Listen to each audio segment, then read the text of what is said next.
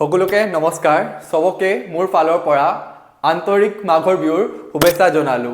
Happy Bihu to everyone. 6 महीने पहले जो जर्नी हमने स्टार्ट की थी आज उसका एंड होने जा रहा है और मैं शशांक अग्रवाल स्वागत करता हूं आप सभी का आसाम पीवाईक्यू सीरीज के एक नए लेक्चर में, जहां पे अपन बात करेंगे कोऑर्डिनेशन कंपाउंड के लास्ट 13 इयर्स पीवाईक्यूज और उसके सॉल्यूशन के बारे में। तो स्टार्ट करते हैं आज का सेशन। तो सबसे पहला question, right the chemical formula for the following coordination compound. तो मुझे कोऑर्डिनेशन कंपाउंड गिवन है और उसका स्ट्रक्चरल फॉर्मूला लिखना है। तो जब भी यहां पे मैं फॉर्मूला लिखता हूं किसी भी कोऑर्डिनेशन कंपाउंड का, तो मुझे कुछ गिवन सेट ऑफ रूल्स याद होने चाहिए। और अभी मैं आपको वो सेट्स ऑफ रूल्स नहीं बताने वाला, वो मैंने ऑलरेडी आपको बता रखा है कोऑर्डिनेशन कंपाउंड वाले चैप्टर में। अगर किसी को डाउट है तो आप लोग नोमेनक्लेचर ऑफ कोऑर्डिनेशन कंपाउंड वाली वीडियो जाके चेक कर सकते हो। तो इसका सबसे पहले यहां पे क्या गिवन है देखो, मरकरी 1 टेट्राथायोसायनेटो एस कोबाल्टेट। तो यहां पे ये कंपाउंड गिवन है, मेरे को इसका स्ट्रक्चरल फॉर्मूला लिखना है। तो यहां पे जो स्ट्रक्चरल फॉर्मूला हो जाएगा ये वाला हो जाएगा। यहां पे Hg stands for mercury, CO for cobalt and SCN मतलब क्या, thiocyanato. Next, explain why TiH2O6 3+ is valid in colour. तो मैंने आपको D and F block compounds में बताया था कि कोई भी कोऑर्डिनेशन कंपाउंड या फिर कोई भी डी ब्लॉक का कंपाउंड कलर क्यों शो करता है, ड्यू टू डीडी ट्रांजिशन। और डीडी ट्रांजिशन कब होगा, जब अनपेयर्ड इलेक्ट्रॉन्स प्रेजेंट होंगे। तो यहां पे जो Ti है ये it is present in +3 oxidation state. तो जब भी मैं Ti+3 की बात करूं, मतलब Ti जब भी +3 ऑक्सीडेशन स्टेट में प्रेजेंट होता है तो इसके पास क्या होता है, इसके पास अनपेयर्ड डी इलेक्ट्रॉन होंगे। और ये अनपेयर्ड डी इलेक्ट्रॉन क्या शो करते हैं, डीडी ट्रांजिशन शो करते हैं। और डीडी ट्रांजिशन के करेस्पॉन्डिंग अपन को क्या मिलेगा, कलर देखने को मिलेगा। तो देखो क्या लिखा है, इन TiH2O6 3+ the oxidation state of Ti is +3 and Ti exhibits unpaired d electrons in its +3 oxidation state which can undergo DD transition and hence this compound is colored. Next, NiCl4 2- is paramagnetic while NiCO4 is diamagnetic though both are tetrahedral in nature. Explain why. तो यहां पे मुझे दो compounds given है जिनका formula लगभग कैसा है, सिमिलर है। अब यहां पे पूछता है कि एक तो कंपाउंड क्या है, पैरामैग्नेटिक, और दूसरा क्या है, डायामैग्नेटिक, जबकि दोनों का शेप क्या है, सेम है। तो इसका एक्सप्लेनेशन मुझे पूछा है, ऐसा क्यों होता है। तो जब भी मेरे को ऐसा चीज कुछ पूछ लिया जाए, जब भी मेरे को पैरामैग्नेटिक और डायमैग्नेटिक नेचर को एक्सप्लेन करने की बात आ जाए, तो मैं क्या यूज करूंगा, मैं यूज करूंगा वैलेंस बॉन्ड थ्योरी। और वैलेंस बॉन्ड थ्योरी क्या कहती है, अगर मैं इस कंपाउंड को देखता हूं तो मुझे पता है यहां पे Ni का प्लस ऑक्सीडेशन स्टेट क्या है, +2। और अगर मैं Ni के +2 ऑक्सीडेशन स्टेट की बात करूं तो उसके करेस्पॉन्डिंग कॉन्फ़िगरेशन होता है ये।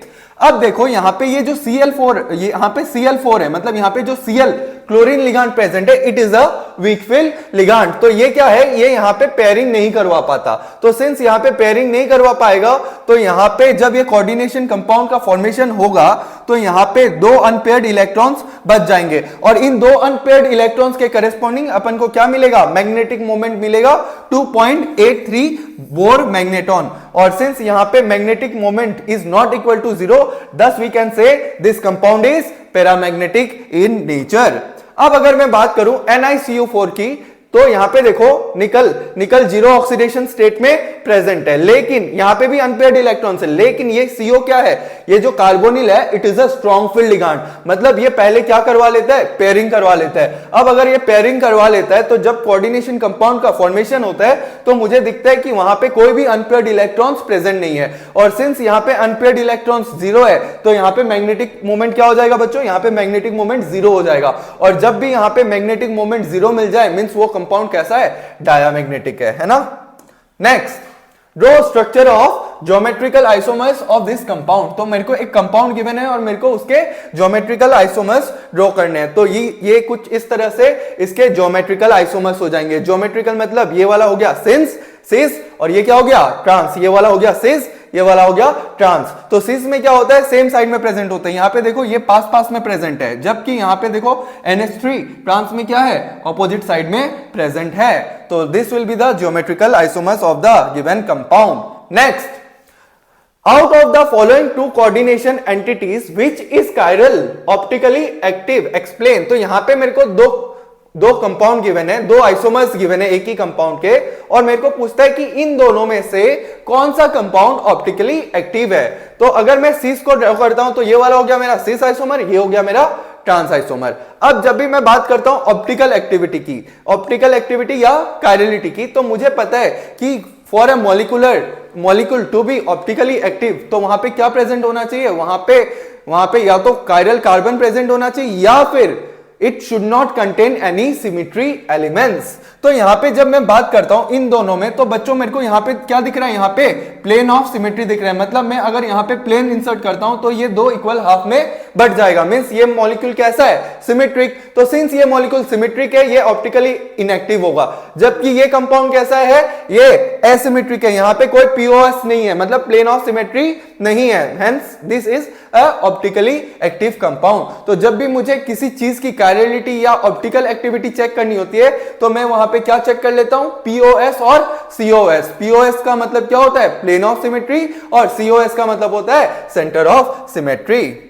Next, why a solution of NiH2O whole 6 2+ is green while a solution of Ni whole CN4 2- is colorless? तो यहां पे ये कंपाउंड क्या है, ग्रीन कलर्ड है, जबकि यहां पे ये कंपाउंड क्या है, कलरलेस है। तो यहां पे रीजन फिर से जाएगा कि यहां पे जरूर कुछ ना कुछ डी इलेक्ट्रॉन, यहां पे अनपेयर्ड डी इलेक्ट्रॉन प्रेजेंट होंगे, जबकि वहां पे एब्सेंट होगा, इसलिए ये क्या होगा, कलर्ड होगा, वो क्या होगा, कलरलेस होगा। तो देखो यहां पे मैंने क्या बनाया है, यहां पे VBT यूज किया है, और मैंने बताया कि यहां देखो Ni2+ में इसका कॉन्फ़िगरेशन ऐसा होगा, यहां पे क्या दिख रहा है, अनपेयर्ड इलेक्ट्रॉन। अब वाटर क्या है, वीक फील्ड लिगैंड है, मतलब ये कोई पेयरिंग करवाएगा नहीं। अगर पेयरिंग करवाएगा नहीं तो यहां पे क्या प्रेजेंट होंगे, अनपेयर्ड डी इलेक्ट्रॉन्स प्रेजेंट होंगे, और डी इलेक्ट्रॉन्स क्या कर सकते हैं, डीडी ट्रांजिशन, और डीडी ट्रांजिशन के करेस्पॉन्डिंग अपन को क्या देखने को मिलता है, ग्रीन कलर देखने को मिलता है। जबकि इस कंपाउंड में यहां पे ये जो CN है, ये क्या है, स्ट्रॉन्ग फील्ड लिगैंड है, ये क्या करवा देगा, पेयरिंग करवा देगा, और जब पेयरिंग करवा देगा तो देखने को मिलता है कि यहां पे कोई अनपेयर्ड इलेक्ट्रॉन नहीं है, और अनपेयर्ड इलेक्ट्रॉन नहीं है तो डीडी ट्रांजिशन नहीं होगा, और कलर क्या होगा, कलरलेस होगा। Next, draw the facial and meridional isomer of the complex compound. तो मुझे यहां पे एक कॉम्प्लेक्स कंपाउंड गिवन है और इसका मुझे फेशियल और मेरिडियनल आइसोमर बनाने को बोला है। तो याद रखना बच्चों, ये बस कंफ्यूज करने के लिए गिवन होता है। ये जो नाम है ना, फेशियल का मतलब होता है सिस और मेरिडियनल का नाम मतलब होता है ट्रांस। तो कंफ्यूज मत होना, जब भी ऐसे टर्म्स दे दे डरना नहीं अपन को। नॉर्मली याद रखना है कि इसे सिस कहते हैं, इसे ट्रांस कहते हैं, और कंपाउंड ड्रॉ करके आ जाना है। तो ये हो गया सिस आइसोमर, वो हो गया ट्रांस आइसोमर, तो इसको आप लोग ड्रॉ कर लेना, ठीक है। Next, a coordination compound with molecular formula CrCl3.5 water precipitates 2 moles of AgCl with AgNO3 solution. What is the structural formula of the compound? तो मुझे एक कंपाउंड का फॉर्मूला गिवन है और कहता है ये जो कंपाउंड है ये 2 मोल AgCl प्रिसिपिटेट करता है, प्रिसिपिटेट देता है जब हम लोग उस कंपाउंड का रिएक्शन करवाते हैं सिल्वर नाइट्रेट सॉल्यूशन के साथ। तो मुझे इस कंपाउंड का स्ट्रक्चरल फॉर्मूला लिखना है। तो यहां पे देखो मुझे पता है कि मुझे कितने मोल AgCl के मिल रहे हैं, 2 मोल मिल रहे हैं, है ना। कब, जब मैं उस कंपाउंड का रिएक्शन किससे करवा रहा हूं, AgNO3 के साथ। तो कंपाउंड क्या है, CrCl3.5 वाटर। तो अगर मुझे 2 मोल मिल रहे हैं AgCl के, तो जाहिर सी बात है कि आयनाइजेशन स्पेयर में क्या होना चाहिए, 2 Cl प्रेजेंट होना चाहिए। मतलब 2 Cl कोऑर्डिनेशन स्पेयर के बाहर मौजूद होगा। मतलब मैं कुछ कह सकता हूं कि यहां पे क्या होगा, Cl2 होगा। अब बाकी जो बचा हुआ है उसको कोऑर्डिनेशन स्पेयर के अंदर डाल दो, कितने Cl बचे हुए हैं, तो यहां पे ऐसे लिख लो CrH2O 5 Cl डॉट, ये क्या हो गया, Cl2। तो ये वाला हो जाएगा स्ट्रक्चर। और जब मैं इसकी रिएक्शन इसके साथ करवाता हूं तो यहां पे मुझे 2 मोल AgCl का मिल जाएगा। समझ आया, यहां पे Cl क्या बना देगा, इसके साथ रिएक्ट करके PPT बना देगा। तो ये हो जाएगी इसकी रिएक्शन। तो याद रखना ये बात। Next, write the hybridisation state of the central atom of the following coordination complex along with their magnetic properties. तो जब भी मैग्नेटिक प्रॉपर्टीज या हाइब्रिडाइजेशन की बात करें तो हमें VBT यूज करना है। तो हमें VBT के थ्रू बताना है कि इसका हाइब्रिडाइजेशन और इसका मैग्नेटिक नेचर या मैग्नेटिक बिहेवियर कैसा होता है। तो using BVT we can determine hybridization and magnetic properties of the above coordination entities. तो यहां पे देखो, सबसे पहले मैंने कंपाउंड लिया, तो यहां पे पहला टास्क क्या होता है कि इस जो सेंट्रल मेटल आयन है इसका मेरे को ऑक्सीडेशन स्टेट निकाल लेना होता है। तो एक बार मैं इसका ऑक्सीडेशन स्टेट निकाल लेता हूं बाय एक्स नंबर मेथड, तो फिर वहां पे मेरे को क्या लिखना होता है, इलेक्ट्रॉनिक कॉन्फ़िगरेशन। उसके बाद मेरे को ऑर्बिटल पिक्चर बनानी है। अब उसके बाद मुझे चेक कर लेना है कि ये जो ब्रैकेट में लिगांड है ये स्ट्रांग है या वीक है। अगर ये लिगांड स्ट्रांग है तो वो क्या करवाएगा, पेयरिंग करवाएगा, और अगर ये वीक है तो पेयरिंग नहीं करवाएगा। तो यहां पे क्या प्रेजेंट है, अनपेयर्ड इलेक्ट्रॉन्स प्रेजेंट है। और NH3 मतलब अमोनिया कैसा लिगांड है, it is a strong field ligand, मतलब कोऑर्डिनेशन कंपाउंड फॉर्मेशन से पहले यहां पे क्या हो जाएगी, पेयरिंग हो जाएगी। तो यहां पे पेयरिंग हो गई है ना, तो पेयरिंग के बाद भी यहां पे एक अनपेयर्ड इलेक्ट्रॉन बच गया। अब देखो, अब मुझे कितने लिगांड्स है, 4 लिगांड्स है। 4 लिगांड्स के करस्पॉन्डिंग 4 वैकेंट ऑर्बिटल चाहिए।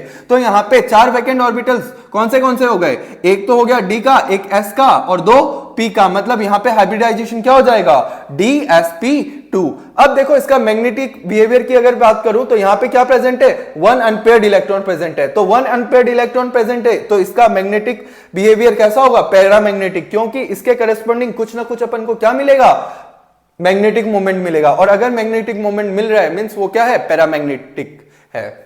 नेक्स्ट, अब यहां पे भी वैसा ही बात है। यहां पे देखो, यहां पे Ni का ऑक्सीडेशन स्टेट क्या है, 0, और 0 ऑक्सीडेशन स्टेट है तो ये हो जाएगा करस्पॉन्डिंग कॉन्फ़िगरेशन। उसके बाद फिर से मैंने ये ऑर्बिटल पिक्चर बना लिया। अब फिर से मुझे पता है कार्बोनिल कैसा है, स्ट्रॉन्ग लिगांड है। तो अगर कार्बोनिल स्ट्रॉन्ग लिगांड है तो वो क्या करवा देगा, पेयरिंग करवा देगा।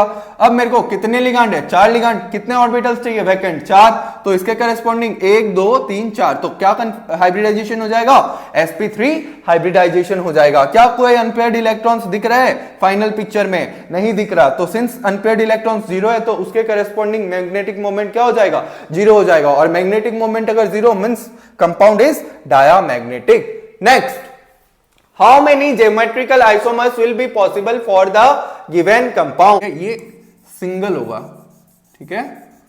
तो ये कैसा है कंपाउंड, ये MABCD टाइप का कंपाउंड है।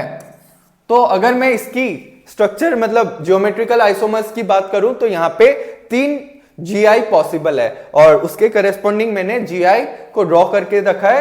तो आप लोग इसको ड्रॉ कर लेना और इसको देख लेना, ठीक है। तो आइसोमेरिज्म पार्ट थोड़ा सा कॉम्प्लेक्स जरूर है लेकिन डिफिकल्ट नहीं है। आप लोग एक बार ध्यान से समझोगे ना तो आपको सब कुछ समझ में आ जाएगा और याद भी रह जाएगा। Next, right IUPAC name of the following compound. तो यहाँ पे एक कंपाउंड गिवन है और मेरे को क्या करना है, IUPAC नोमेनक्लेचर। तो क्या हो जाएगा इसका IUPAC nomenclature, it will be triammine bromo chlorido nitro platinum 4 chloride.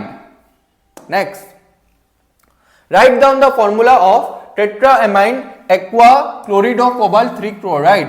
तो टेट्राएमाइन मतलब 4 अमोनिया लिगेंड है, एक्वा मतलब 1 वाटर है, क्लोरिडो मतलब 1 क्लोरीन है, और कोबाल्ट का ऑक्सीडेशन स्टेट क्या है, यहाँ पे कोबाल्ट का ऑक्सीडेशन स्टेट +3 है और साथ ही में क्या है, क्लोराइड। तो ये हो जाएगा इस कंपाउंड का structural formula. Next, define the term coordination pair with 1 example. तो अगर मैं कोऑर्डिनेशन कंपाउंड को देखता हूं, जब भी मैं किसी कोऑर्डिनेशन कंपाउंड की बात करता हूं तो ये जो चीज है, जो कोऑर्डिनेशन, ये जो स्क्वायर ब्रैकेट के अंदर जो प्रेजेंट है, तो स्क्वायर ब्रैकेट के अंदर क्या प्रेजेंट है, एक तो मेटल आयन प्रेजेंट है और साथ ही साथ क्या है, लिगांड प्रेजेंट है ना। तो द एग्रीगेट, ये जो इकट्ठा है जो स्क्वायर ब्रैकेट के अंदर प्रेजेंट है, the aggregate of central metal atom या फिर ion and ligand which is enclosed inside a square bracket is called coordination pair, ठीक है।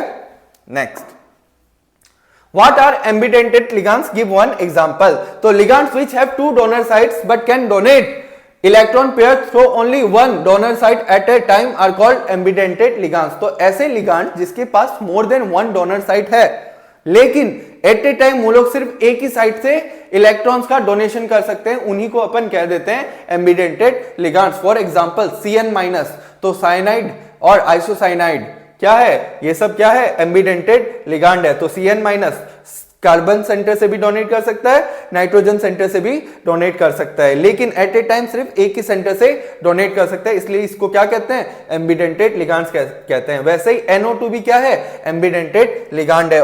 और ढेर सारे अपन ने एम्बिडेंटेड लिगांड पढ़े हैं, SCN- ये भी क्या है, एम्बिडेंटेड लिगांड।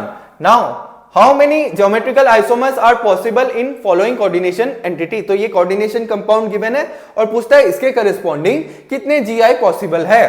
तो यहां पे जब मैं इस कंपाउंड को ड्रॉ करता हूं, OX मतलब ऑक्सालेट, C2O4 2- को अपन शॉर्टकट OX से रिप्रेजेंट करते हैं। तो जब इस कंपाउंड को देखता हूं मैं, ये क्या है, ये एक सिमेट्रिकल कंपाउंड है ना, ये क्या है, सिमेट्रिकल कंपाउंड है, तो यहां पे GI पॉसिबल नहीं है, तो मैं कहता हूं यहां पे नंबर ऑफ ज्योमेट्रिकल आइसोमर्स कितने हो जाएंगे, 0 हो जाएंगे, है ना।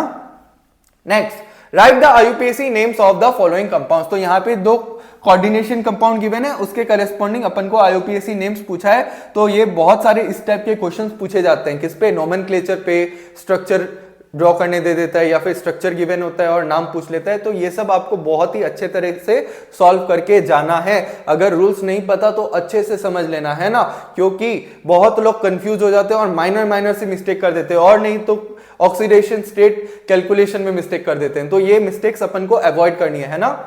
तो ये इसके करस्पॉन्डिंग इसका नाम हो जाएगा और वो उसके करस्पॉन्डिंग। आगे बढ़ते हैं। Next, specify the oxidation number of the metals in the following coordination entities, तो यहां पे मेरे को जो सेंट्रल मेटल एटम है उसकी क्या फाइंड करनी है, उसकी ऑक्सीडेशन स्टेट फाइंड करनी है। तो अगर जिसकी मेरे को फाइंड करनी होती है उसकी मैं क्या मान लेता हूं, X मान लेता हूं। तो कोबाल्ट की क्या मान लेता हूं, X। अच्छा, वाटर की ऑक्सीडेशन स्टेट क्या होती है, 0 होती है। CN की -1 और EN की क्या होती है, EN की 0 होती है, और ये किसके बराबर हो जाएगी, +2 के बराबर, है ना। तो यहाँ पे X कितना आ जाएगा, X = +3। तो कोबाल्ट का ऑक्सीडेशन स्टेट क्या हो जाएगा, +3। वैसे ही अगर यहाँ पे बात करूं, यहाँ पे इसका मैंने क्या मान लिया, X मान लिया, तो 2 × Br की -1 होती है और En का क्या होता है, 0 होता है, और ये किसके बराबर हो जाएगा, चार्ज के बराबर हो जाएगा, है ना। तो यहाँ पे ये कितना आ जाएगा, X = +4, मतलब यहाँ पे कोबाल्ट की जो ऑक्सीडेशन स्टेट है वो क्या है, 4 है ना, 4 है। नेक्स्ट, PtCl4 2-, तो यहां पे फिर से मैंने X मान लिया, X + 4 × -1 = -2, तो X इधर में ये जब जाएगा +4 तो ये क्या हो जाएगा, +2, मतलब यहाँ पे प्लेटिनम की ऑक्सीडेशन स्टेट इज +2। नेक्स्ट, तो अब देखो यहाँ पे क्या गिवन है, यहाँ पे ऐसा गिवन है, तो यहाँ पे सबसे पहले मेरे को इसको अगर डिसोसिएट करता हूं, ये किस में टूट जाएगा, FeCN6(3-). अब इसकी कैलकुलेट कर लो, तो X Cn की -1 होती है, तो यहाँ पे 6 एटम प्रेजेंट है, तो 6 × -1 = -3, तो X = क्या हो जाएगा, +6। तो यहाँ पे Fe की ऑक्सीडेशन स्टेट क्या हो जाएगी बच्चों, यहाँ पे Fe की ऑक्सीडेशन स्टेट हो जाएगी +3, ठीक है। तो यहाँ पे रोमन गलती से लिखा है मैंने, यहाँ पे ये +4, ठीक है। Next, Zn2+ salts are colorless while Cu2+ salts are colored, तो वही रीजन, जरूर इसमें क्या प्रेजेंट होंगे, इसमें अनपेयर्ड डी इलेक्ट्रॉन्स एब्सेंट होंगे, जबकि उसमें क्या होंगे, प्रेजेंट होंगे। तो जब मैं Zn2+ की बात करता हूं, तो Zn2+ में क्या होता है, देखो यहाँ पे कंफिग्रेशन, आउटर इलेक्ट्रॉनिक कंफिग्रेशन क्या होता है, 3d10, मतलब यहाँ पे 0 अनपेयर्ड डी इलेक्ट्रॉन्स। तो अगर कोई अनपेयर्ड डी इलेक्ट्रॉन्स है ही नहीं, तो उसके करस्पॉन्डिंग कोई dd ट्रांजिशन होगा क्या, नहीं होगा, और अगर dd ट्रांजिशन नहीं होता है मींस कलरलेस। वैसे ही अगर मैं बात करूं Copper2+ की, तो यहां पे देखो, यहां पे क्या प्रेजेंट है, यहां पे 1 एम्पियर डी इलेक्ट्रॉन प्रेजेंट है, और इसके करस्पॉन्डिंग अपन को देखने को मिलता है dd ट्रांजिशन, और उसके करस्पॉन्डिंग वो क्या हो जाता है, कलर्ड हो जाता है। और यहां पे ये वही बातें मैंने स्टेटमेंट के फॉर्म में लिख दी है कि Zn2+ exhibits fully filled d orbitals in +2 oxidation state, that is it does not have any unpaired d electron. On the other hand, Copper2+ have unpaired d electrons which can undergo dd transition. Hence, Zn2+ salts are colorless while Cu2+ salts are colored. ठीक है। Next, what is the basic difference between a double salt and coordination complex? तो जब मैंने coordination compound start किया था, तो मैंने आप लोग को addition complex बताया था, है ना। तो addition एडिशनल कंपाउंड्स को अपन दो क्लास में बाइफरगेट कर सकते हैं, एक तो डबल सॉल्ट और एक कोऑर्डिनेशन कॉम्प्लेक्स। तो डबल सॉल्ट क्या होता है, तो ऐसे एडिशनल कंपाउंड्स जो कि पानी में जाके पूरे टूट जाते हैं, मतलब जिन आयंस से मिलके वो बने वो सब के सब आयंस में टूट जाएंगे, तो वैसे को अपन बोलते हैं डबल सॉल्ट। लेकिन मुझे पता है ये जो कोऑर्डिनेशन कंपाउंड होता है ये कंप्लीटली न्यू टूटता है ना, मतलब यहाँ पे जो कोऑर्डिनेशन अंदर के अंदर होता है वो नहीं टूटता है, मतलब यहाँ पे पार्शियल डिसोसिएशन होगा, यहाँ पे ये पूरे के पूरे कंस्टिट्यूएंट आयंस में नहीं टूटेगा। ठीक है, तो पहला डिफरेंस हो गया ये। दूसरा, तो यहां पे ये क्या हो जाता है, दे लूज देयर आइडेंटिटी, है ना, यहां पे ये जो कॉम्प्लेक्स होता है ये पूरा टूट जाएगा, मतलब इसने अपनी आइडेंटिटी लूज कर दी है। जबकि यहां पे कोऑर्डिनेशन कंपाउंड जो होता है वो पूरा नहीं टूटता है, means they written by sustain their identity. For example यहां पे मैंने कार्निलाइट लिया है, तो देखो ये कार्निलाइट क्या है, ये डबल सॉल्ट है। अब डबल सॉल्ट का क्या होता है, यहां पे ये इसको जब मैं पानी में डालूंगा तो ये K+Cl- और Mg2+ तीनों के तीनों आयंस मुझे देगा, है ना। जबकि यहां पे ये मुझे जब इसको मैं पानी में डालूंगा तो ये मुझे सिर्फ K+ आयंस देगा और ये कोऑर्डिनेशन कंपाउंड के करस्पॉन्डिंग एक मेरे को एनायन मिल जाएगा, है ना। तो यहां पे ये हो गया कोऑर्डिनेशन कॉम्प्लेक्स, ये क्या हो गया, double salt. Next, write chemical test to show that this and this are ionization isomers। तो आयोनाइजेशन आइसोमर्स किसे कहते हैं बच्चों, तो ऐसे कोऑर्डिनेशन कंपाउंड्स जो कि डिफरेंट आयंस देते हैं ऑन आयोनाइजेशन, है ना, those coordination compounds which give different ions upon what ionization are called ionization isomers. तो यहां पे ये जो कोऑर्डिनेशन कंपाउंड है यहां पे आयनाइजेशन स्पेयर में क्या प्रेजेंट है, SO4, जबकि यहां पे क्या प्रेजेंट है, Cl। मतलब जब इसको मैं पानी में डालता हूं यहां पे मेरे को सल्फेट के आयंस मिलेंगे और वहां पे क्लोराइड के आयंस मिलेंगे। तो यहां पे मैं अगर BaCl2 टेस्ट परफॉर्म करता हूं तो BaCl2 टेस्ट किसके लिए होता है, barium chloride test is used for the detection of sulphate group, है ना। तो जब यहां पे मैं BaCl2 सॉल्यूशन डालूंगा जो कि एक क्लियर सॉल्यूशन है, तो यहां पे ये सल्फेट जो है इसके साथ रिएक्शन शो करेगा और यहां पे ये क्या फॉर्म होगा, यहां पे white PPT of barium sulphate form होगा। जबकि यहां पे सेकेंड केस में chloride ion does not react with BaCl2, hence we will not get any PPT, hence we can use this test to distinguish between these two isomers। अच्छा, यहां पे मैं chlorine का टेस्ट भी परफॉर्म कर सकता हूं, है ना, to differentiate between this two ionisation isomers, लेकिन मैंने यहां पे BaCl2 टेस्ट परफॉर्म किया है। Next, mention one analytical application of coordination compound. तो बहुत ही इंपॉर्टेंट है, EDTA, ethylene diamine tetra acetate ion which is a coordination compound. तो ये जो EDTA है ये एक कोऑर्डिनेशन कंपाउंड है, मुझे भी पता है और आप लोग को भी पता है ना। तो इसको अपन यूज करते हैं कंप्लेक्सोमेट्रिक टाइट्रेशन में to determine the concentration of metal ions present in hard water. अब सबसे पहले सर हार्ड वाटर क्या होता है, तो मैंने बोला था हार्ड वाटर हार्ड नहीं होता, हार्ड वाटर क्या होता है, हार्ड वाटर में आयंस प्रेजेंट होते हैं। कौन से आयंस, मेटल के आयंस प्रेजेंट होते हैं, मैग्नीशियम, कैल्शियम, है ना। तो अब मेरे को अगर हार्ड वाटर में आयंस की कंसंट्रेशन को डिटरमाइन करना है तो मैं कंप्लेक्सोमेट्रिक टाइट्रेशन परफॉर्म करता हूं। कौन सी टाइट्रेशन, कंप्लेक्सोमेट्रिक टाइट्रेशन। अब उस टाइट्रेशन में मुझे किसकी जरूरत पड़ती है, EDTA की जरूरत पड़ती है। तो मैं कह सकता हूं it will be the analytical application of coordination compound। So EDTA, which is a coordination compound, is used in quantitative analysis to estimate concentration of metal ions in hard water। Next, write the IUPAC name of the following। तो यहां पे अपन को direct name लिख के नहीं आना है, अपन को ऐसे स्टेटमेंट लिखना होगा कि the IUPAC name of the compound is penta amino chlorido cobalt 3 chloride. ठीक है, next, draw the geometrical isomers of the complex ion. तो मैंने ऑलरेडी ड्रॉ करके रखा है, आप लोग इसको देख लेना। ठीक है, आगे बढ़ते हैं। Find the secondary valency of Ni in NiCO4, है ना। तो प्राइमरी वैलेंसी और सेकेंडरी वैलेंसी कंसेप्ट पढ़ा था। प्राइमरी वैलेंसी जो आयनाइज्ड हो सकती है ना, जो कि कोऑर्डिनेशन स्पेयर के बाहर प्रेजेंट होती है, उसे हम लोग क्या कहते हैं, प्राइमरी वैलेंसी। और सेकेंडरी वैलेंसी किसे कहते हैं, इस चीज को, ये जो कोऑर्डिनेशन नंबर है यहां पे, मतलब यहां पे कितने लिगांड्स प्रेजेंट है, 4 लिगेंड्स प्रेजेंट है तो इसके करेस्पॉन्डिंग इसकी सेकेंडरी वैलेंसी क्या हो जाएगी 4, तो the secondary valency of Ni in this will be 4, next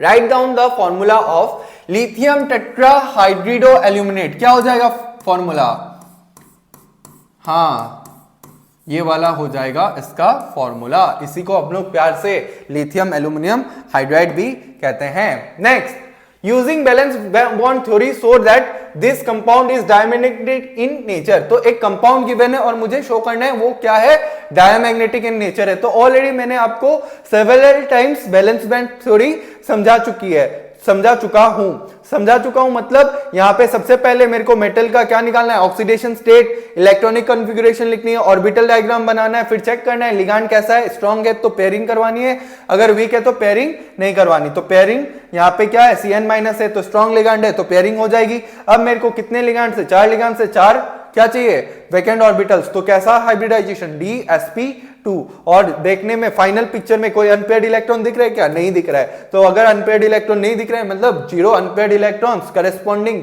magnetic movement हो जाएगा 0 और कंपाउंड हो जाएगा diamagnetic. Next is give one example of each of the following, तो यहां पे मेरे को आयनाइजेशन एंड आइसोमरिज्म और ज्योमेट्रिकल आइसोमरिज्म का एग्जांपल पूछा है। तो आयनाइजेशन आइसोमरिज्म अभी बात की थी, अगर डिफरेंट आयंस दे रहे हैं तो वो क्या हो जाएगा, आयनाइजेशन आइसोमर हो जाएगा। तो ये वाला एग्जांपल है आयनाइजेशन आइसोमर का, तो यहाँ पे ये Br- आयन देगा, यहाँ पे वो SO4 2- आयन देगा। और अगर मैं बात करूं ज्योमेट्रिकल आइसोमरिज्म मतलब ज्योमेट्रिकल सिस ट्रांस आइसोमरिज्म है ना, तो यहाँ पे ये स्ट्रक्चर हो गया सिस प्लेटिन का, ये क्या हो गया ट्रांसप्लेटिन। तो ये बहुत ही फेमस कंपाउंड है ना, मैंने बताया था it is used as anti cancer drug है ना, सिस प्लेटिन ट्रांसप्लेटिन। यहाँ पे ये देखो, यहाँ पे ये दोनों पास पास में प्रेजेंट है ना, तो सिस है, यहाँ पे क्या प्रेजेंट है ऑपोजिट साइड में, मतलब ये क्या है transplatin. Next, write the formula of the coordination compound tetra carbonyl nickel, तो टेट्रा कार्बोनिल निकेल का फॉर्मूला क्या हो जाएगा NiCO4 है ना, ये क्या हो जाएगा इस कोऑर्डिनेशन कंपाउंड का formula. Next, write the IUPAC name of the following compound, तो इसका IUPAC नेम पूछा है तो क्या हो जाएगा टेट्रा आयरन, इसका ऑक्सीडेशन स्टेट 3 हो जाएगा, फिर 3 है मीन 3 हेक्सा सियानो फेरेट, यहां पे इसका ऑक्सीडेशन स्टेट भी क्या होगा 3, तो उसके करेस्पॉन्डिंग 3 आ गया। Next, draw a figure to show splitting of d orbitals in an octahedral crystal field, तो यहां पे हम लोग को ये वाला डायग्राम ड्रॉ करना है। तो यहां पे ये फ्री मेटल आयन है ना, तो फ्री मेटल आयन में जो d ऑर्बिटल्स होंगे पांचों के पांचों डीजेनरेट होंगे, मतलब सेम एनर्जी लेवल पे मौजूद होंगे। लेकिन जब स्पेरिकल फील्ड में जब लिगांड बहुत दूर है तो उसकी एनर्जी क्या हो जाती है, इंक्रीज हो जाती है। कौन सी, पांचों d ऑर्बिटल्स की एनर्जी इंक्रीज हो जाएगी, लेकिन ऑर्बिटल्स की इंक्रीज तो होगी एनर्जी, लेकिन अभी भी ये कौन से स्टेट में प्रेजेंट है, डीजेनरेट, मतलब पांचों की जो एनर्जी है वो क्या है, सेम है। अब जब लिगेंड्स बहुत पास में आ जाते हैं तब यहां पे क्या हो जाती है, क्रिस्टल फील्ड स्प्लिटिंग हो जाती है, और यहां पे मैंने क्या दिखाई है, ऑक्टाहेड्रल स्प्लिटिंग। तो यहां पे ये 2 सेट्स में स्प्लिट हो जाएगा, एक तो T2G एक Eg। तो T2G क्या होता है, लोअर एनर्जी वाले होते हैं, तो यहां पे क्या आता है dxy dyz dzx, और अपर एनर्जी लेवल पे dx square minus y square और dz स्क्वायर। तो यहां पे ये जो सेंटर है, यहां पे जहां पे एनर्जी इक्वल टू 0 है, इसको अपन क्या बोलते हैं, बेरी सेंटर। तो बेरी सेंटर के ये कितने अबव है, 0.6 डेल ओ, और ये कितने नीचे है, -0 डेल ओ। तो ये क्या है, splitting of d orbitals in octahedral crystal field, ये क्या है, energy orbital diagram. Next, write the structure of the geometrical isomers of the following compound, तो वापस से ये क्या है, सिस और ट्रांसप्लेटिन है, तो ऑलरेडी इसकी बात मैं कर चुका हूं। Next, define the following terms with one example, तो कोऑर्डिनेशन पेयर तो मैंने ऑलरेडी डिस्कस किया है। कोऑर्डिनेशन नंबर, तो कोऑर्डिनेशन नंबर क्या होता है, देखो बच्चों, the total number of coordinate bonds form by the central metal ion with ligands is called coordination number. मतलब हमारा जो सेंट्रल मेटल आयन है वो लिगांड के साथ कितने कोऑर्डिनेट बॉन्ड बना रहा है, उसी को अपन क्या कह देते हैं, कोऑर्डिनेशन नंबर कह देते हैं। फॉर एग्जांपल यहां पे मेरे को दिख रहा है कि ये Fe के साथ ये जो Cn लिगांड है, मतलब ये Fe जो है इन 6 लिगांड के साथ कितने कितने कोऑर्डिनेट बॉन्ड्स बना रहा है, 6 कोऑर्डिनेट बॉन्ड बना रहा है, मींस यहां पे कोऑर्डिनेशन नंबर हो जाएगा 6। Next, ligands are the electron donor species which are bound to central metal atom via coordinate bond. मतलब लिगांड क्या होता है? Ligand is the electron donor species, मतलब जो इलेक्ट्रॉन देने का काम करती है। अब ये एनायनिक भी हो सकता है, न्यूट्रल भी हो सकता है ना। तो यहां पे देखो ये क्या है, यहां पे लिगांड कौन होगा? Cyanide is the ligand, cyanide is the ligand, क्योंकि it is the only thing which is bound to what? Central metal atom and via what? Via coordinate bond. Next, give reasons this compound is coloured while this compound is colourless. तो यहां पे फिर से वही Ti+3 में present है, तो क्या होगा? अनपेयर्ड डी इलेक्ट्रॉन प्रेजेंट होगा, डी ट्रांजिशन कलर्ड। वहां पे 0 unpaired electron, D transition absent, colourless. तो देखो कितना इंपॉर्टेंट है, बहुत फ्रीक्वेंटली पूछ लिया जाता है कि एक कंपाउंड तो है कलर्ड, दूसरा कंपाउंड है कलरलेस। तो कलर्ड का रीजन एक ही होगा, क्या? अनपेयर्ड डी इलेक्ट्रॉन, और कलरलेस का रीजन क्या होगा? 0 unpaired D electron. Next, COF6 3- is a high spin complex ion, high spin complex। तो हाई स्पिन कॉम्प्लेक्स आयन की जब बात करें तो यहां पे देखो, यहां पे स्पिन, हाई स्पिन कब होगी? जब अनपेयर्ड इलेक्ट्रॉन्स प्रेजेंट होंगे, है ना।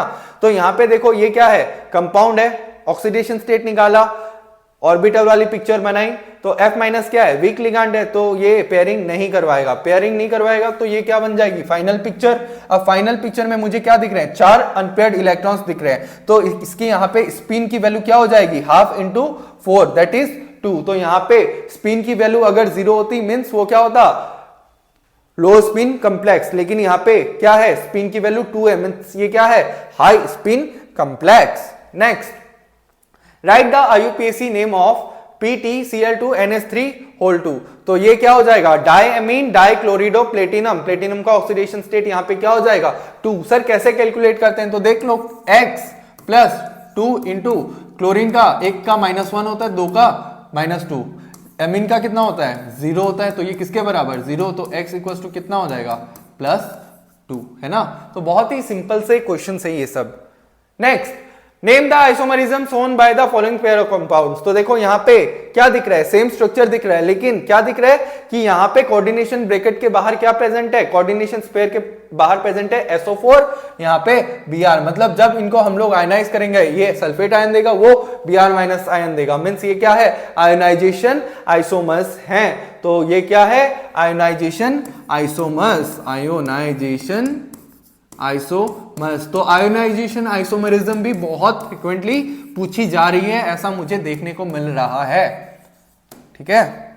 Next, give one example of coordination compound which is used in medicine. कौन सा होगा? Cisplatin, cisplatin. तो यहां पे सिसप्लेटिन क्या होती है? हाँ, तो ऑलरेडी अपन ने बहुत बार बना दिया है। ये क्या है? सिसप्लेटिन। तो ये किस मेडिसिन में यूज होती है? It is use as anti cancer drug, है ना। तो याद रखना ये। नेक्स्ट, तो इसी के साथ हमारा आज का लेक्चर खत्म होता है। बहुत बहुत धन्यवाद आप सभी का। इस लंबी जर्नी में आप लोगों का बहुत सारा प्यार मिला और सपोर्ट मिला। आई होप आप सभी को ये लेक्चर सीरीज पसंद आई होगी। तो इसके बाद और भी ढेर सारी लेक्चर सीरीज में लाने वाला हूं। तो बच्चों, अब हाई टाइम है, आपके पास ज्यादा दिन बाकी नहीं रह गए हैं, अच्छे से प्रिपेयर करो, है ना। तो जिसको भी क्लास लाइट्स के रिगार्डिंग क्वेरीज थी, तो क्लास लाइट्स जो है ना वो तक्षा इंस्टीट्यूट के ऐप में मिल जाएगी, और ये ऐप आप लोग गूगल प्ले स्टोर से डाउनलोड कर सकते हो। अगर किसी के पास एप्पल का फोन है या फिर आईपैड है, तो वहां पे उन लोग क्लास प्लस का ऐप डाउनलोड कर लेना, और ऑर्गेनाइजेशन आईडी वहां पे पूछेगा तो वहां पे ये वाली ऑर्गेनाइजेशन आईडी यूज कर लेना। तो देखो बच्चों, मैंने आपके लिए एक सीरीज बनाई है जिसका नाम है विजेता सीरीज, ऐप में अवेलेबल है वो। तो वहां पे आपको सभी रिवीजन मटेरियल मिल जाएंगे, मतलब आपको फिजिकल और इनऑर्गेनिक के करस्पॉन्डिंग रिवीजन मटेरियल मिल जाएगा, और ऑर्गेनिक के जो एनसीईआरटी एक्सरसाइज है ना उसके सॉल्यूशंस मिल जाएंगे। और वहां पे आपको जितने भी हम लोग ने आसाम पीवाईक्यूज के सेशंस किए उनके भी क्लास लाइट्स मिल जाएंगे, सिर्फ 1 या 2 चैप्टर को छोड़ के, due to some technical issues. साथ ही साथ अभी जो मैंने नई सीरीज स्टार्ट की है, ये पीवाईक्यूज ऑफ, मतलब sorry, pre final board examination district wise, तो उसके भी क्लास स्लाइड्स आपको वहां पे मिल जाएंगे। और साथ ही साथ वहां पे मैंने सैंपल पेपर्स प्रिपेयर किए हैं फॉर हमारे बोर्ड एग्जामिनेशन, जहां से क्वेश्चंस आने की गारंटी एकदम 95% है ना।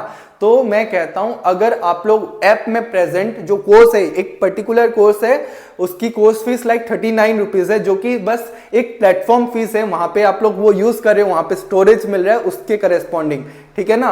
तो आप लोग उसकी पेमेंट आपको वहीं पे करनी होगी, आप लोग मेरे को पेमेंट करने से नहीं चलेगा। तो वहां पे आप लोग 39 to 40 रुपीज देके वो कोर्स परचेज कर सकते हो और आपको वहां पे एंटायर सीरीज सब कुछ मिल जाएगा।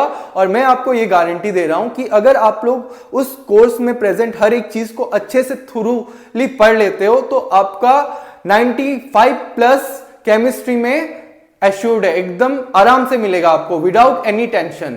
That is my guarantee. तो इसी के साथ कंसिस्टेंट एफर्ट्स डालो और अच्छे से प्रिपेयर करो और थैंक यू, नमस्कार।